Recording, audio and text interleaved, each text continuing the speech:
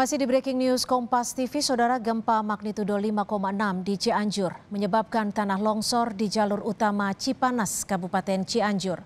Akses lalu lintas kendaraan di jalur Cipanas tertutup. Dari video amatir yang direkam pengendara, jalur Cipanas menuju Cianjur tertutup material longsor.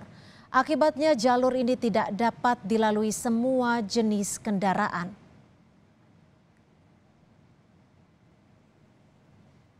Perjalanan warga yang akan melintas di Jalan Pacet dari Cipanas Puncak ke arah Cianjur terhenti akibat jalan tertutup tebing yang longsor. Arus lalu lintas lumpuh karena material longsor menutupi seluruh badan jalan.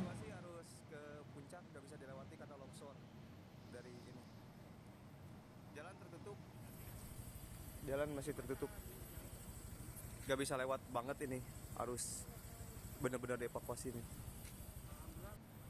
Situasi harus ke puncak. Dan saudara, saat ini kami sudah terhubung dengan jurnalis harian Kompas, Ahmad Arif. Selamat petang, Mas Ahmad. Terima kasih bergabung bersama kami di Breaking News Kompas TV. Selamat petang, Mbak. Ya, Mas Ahmad merupakan jurnalis yang kerap melakukan peliputan di daerah bencana. Saat ini yang dapat diinformasikan adalah sejumlah titik terisolasi. Biasanya jika peristiwa ini terjadi, apa yang terdampak bagi warga? Ya, ini perlu dicatat ya, ini karena gempa sesar darat ya, yang sumbernya juga relatif dangkal, yang sumbernya dekat dengan kawasan padat penduduk ya, sehingga memang potensi kerusakan ya, baik bangunan maupun infrastruktur, termasuk juga apalagi ini daerah Jawa Barat ya, yang kondisi geografisnya itu banyak perbukitan, kemungkinan kerentanan longsor juga pasti akan sangat tinggi gitu ya. Belum lagi ini hari-hari ini kan musim hujan ya, mungkin yang perlu juga dilihat adalah resiko bencana kolateral ya, atau bencana ikutan seperti tanah longsor atau banjir bandang. Nah, pada titik-titik kritis seperti ini memang itu yang perlu harus diwaspadai ya, bangunan-bangunan yang rusak dan titik-titik rawan longsor gitu. Pada jam-jam pertama ini ya tentu saja untuk fokus yang harus dilakukan adalah evakuasi ya untuk korban yang terdampak gitu. Ya, namun yang menjadi kendala saat ini adalah upaya evakuasi masih belum bisa dilakukan secara menyeluruh karena jalur terisolasi.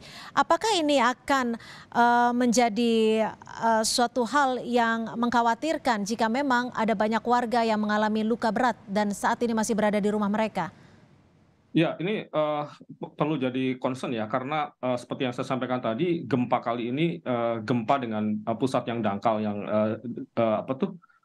dugaannya ini kerusakannya cukup meluas ya, terutama di daerah sekitar epicenter gempanya di Cianjur gitu ya.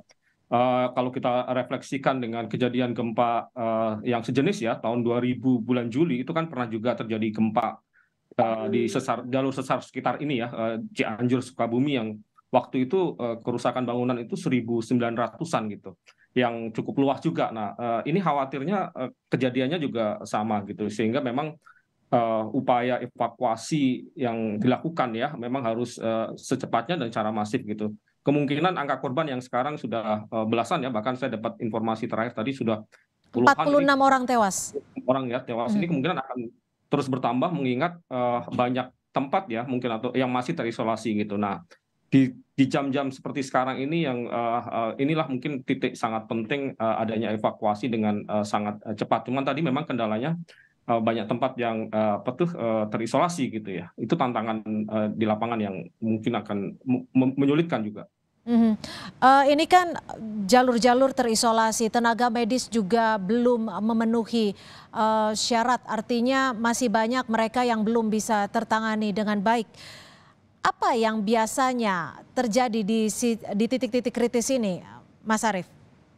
Ya, upaya evakuasi secara cepat ini memang kunci penting ya untuk menyelamatkan atau golden time bagi korban ya yang kemungkinan masih terjebak gitu ya, yang membutuhkan bantuan segera.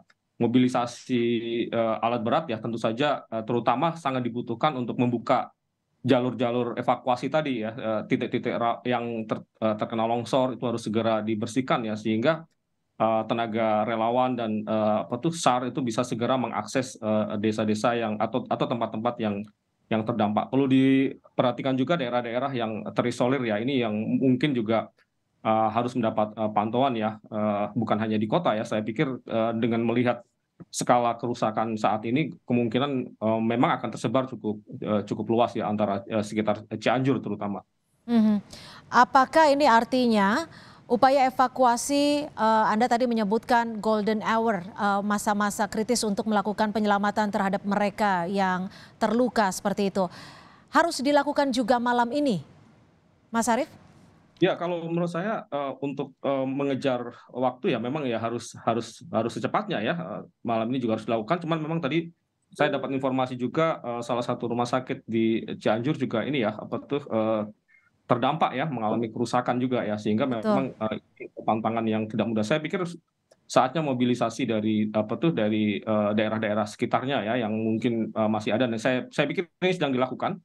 Teman-teman di BNPB juga tadi saya mendengar menyimak apa yang disampaikan Kepala BNPB sedang melakukan mobilisasi untuk proses evakuasi gitu. Mhm. Mas Arief, Anda biasa melakukan peliputan di daerah bencana. Untuk situasi seperti ini, biasanya apa yang dibutuhkan warga terdampak dan hambatannya seperti apa sih sebenarnya untuk menyalurkan bantuan ini?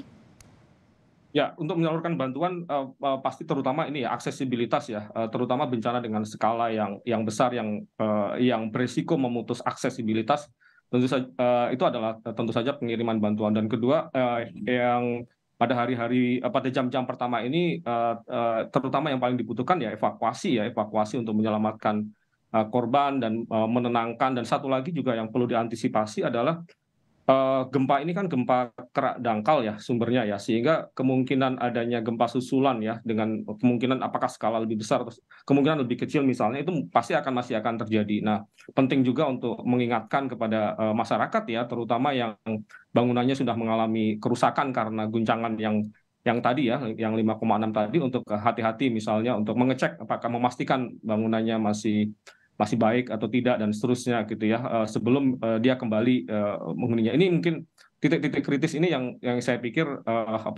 harus kembali dilakukan gitu ya. Jangan sampai goncangan berikutnya misalnya akan memicu korban berikutnya juga. Ya, Mas Arief, tadi kan juga diinformasikan bahwa masih terbatas baik tenaga medis, aliran listrik yang belum tersalurkan. Apa yang biasanya bisa dilakukan? Apakah saat ini merupakan saat yang tepat untuk bantuan dari pusat diterjunkan ke Cianjur? Saya pikir bukan hanya dari pusat ya, mungkin tempat-tempat yang lain di daerahnya, terutama pemerintah daerah di Jawa Barat ya, mungkin juga, dan saya pikir sedang dalam proses juga ya memobilisasi bantuan dari daerah-daerah lain. Saya pikir juga harus segera dilakukan. Saya dengar juga tadi ini mungkin ada teman-teman dari BNPB juga bisa menyampaikan ya bahwa Ya. mobilisasi pasti sudah dalam proses dilakukan gitu. Baik, terima kasih Ahmad Arief, jurnalis harian Kompas sudah bergabung bersama kami di Breaking News Kompas TV. Saudara, Breaking News Kompas TV masih akan kembali selepas jeda, tetaplah bersama kami.